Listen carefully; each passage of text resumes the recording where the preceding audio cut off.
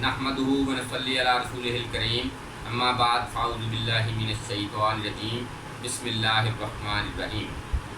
सब दोस्तों को, बुज़ुर्गों को, भाइयों को, माँओं और बहनों को मेरी तरफ से अस्सलामु अलैकुम व रहमतुल्लाहि व बरकातुहू।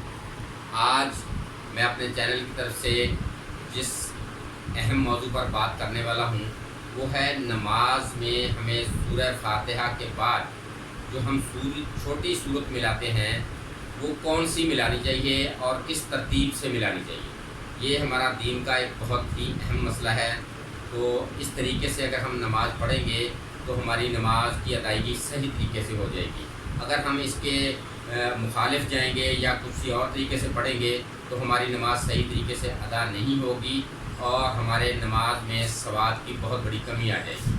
तो आज मैं आपको इसका सही तरीक़ाकार बताऊंगा और आगे बढ़ने से पहले अपने सब दोस्तों को, भाइयों को, बुजुर्गों को, माँ और बहनों से गुजारिश है कि जो मेरा चैनल देख रहे हैं वो सब्सक्राइब करें मेरे चैनल को और आगे इस बात को शेयर ज़रूर करें।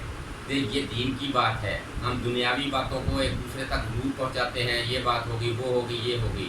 ये दीन की बात है, इसको हमें आगे ज़रूर पहुँचाना चाहिए।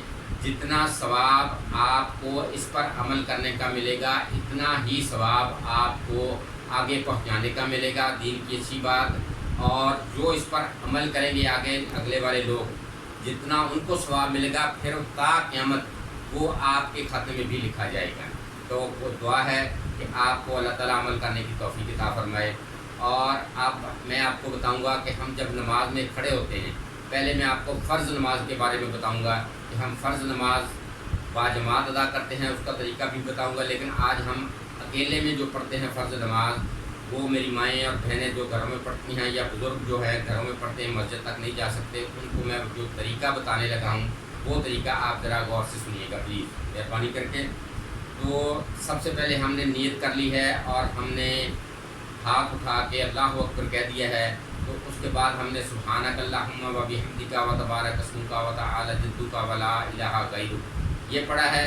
उसके बाद हमने औज़ु बिल्लाहि मिनश शैतानिर रजीम बिस्मिल्लाहिर रहमानिर रहीम ये पढ़ने के बाद हमने सूरह फातिहा को पढ़ना है, सूरह फातिहा अल-हम्द शरीफ वो पढ़ी है। तो उसके बाद हमने एक छोटी सूरत मिलानी है। आपने ख्याल ये रखना है कि पहली रकत में फ़र्ज़ नमाज में, फ़र्ज़ नमाज का बता रहा हूँ, ये बार बार आपको मैं बता रहा हूँ इसलिए कि आप भूल ना जाए। फ़र्ज़ नमाज में पहली रकत में हमने सूरह फातिहा के बाद जो सूरत पढ़नी है वो आपने कोशिश करनी है कि थोड़ी सी छोटी सूरत ना पढ़े, थोड़ी बड़ी सूरत पढ़े। छोटी सूरत पहली रकत में नहीं पढ़ी जाती, पहली रकत में थोड़ी बड़ी सूरत पढ़ी जाती है। और जब आपने एक रकत मुकम्मल कर ली, रुकू में गए, सजदा में किया, 2 सजदे किए और आपने फिर क़याम में खड़े हो गए, तो फिर हमने बिस्मिल्लाह से शुरू करना है, अल-हम्द शरीफ पढ़नी है, सूरह फातिहा पढ़नी है। और उसके बाद फिर दूसरी रकत में हमने जो सूरत पढ़नी है ये फ़र्ज़ नमाज में, तो जो हमने पहली रकत में फ़र्ज़ नमाज में सूरह फातिहा के बाद सूरत पढ़ी थी उससे ये छोटी होनी चाहिए। यानी आपने पहली रकत में सूरह फ़ील पढ़ ली है, अलम तरा कैफ़ फ़अल रब्बुका बिअस्हाबिल फ़ील, ये सूरत आपने पढ़ ली, इसकी चंद आयात हैं। ये पहली रकत में पढ़ी है, तो दूसरी रकत में आपने इससे अगली वाली सूरत नहीं पढ़नी। यानी इसके बाद जो है आपने दूसरी रकत में छोटी सूरत मिलानी है। जैसे छोटी सूरतों में सूरह इखलास है, कुल हुवल्लाहु अहद अल्लाहु समद लम यलिद वलम यूलद वलम यकुल लहू कुफुवन अहद, ये पढ़नी है। या इससे भी एक छोटी सूरत है सूरह कौसर, इन्ना अअतैनाकल कौसर फसल्लि लिरब्बिका वन्हर इन्ना शानियका हुवल अबतर।